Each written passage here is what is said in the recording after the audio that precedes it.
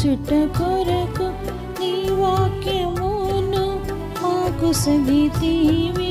నీ యందు మేము నిలచుట కొరకు నీ వాక్యమును మాకు సగితివి. నీకే మహిమ ఘనత నిత్యము హల్లెలూయా. నీకే మహిమ ఘనత నిత్యము హల్లెలూయా.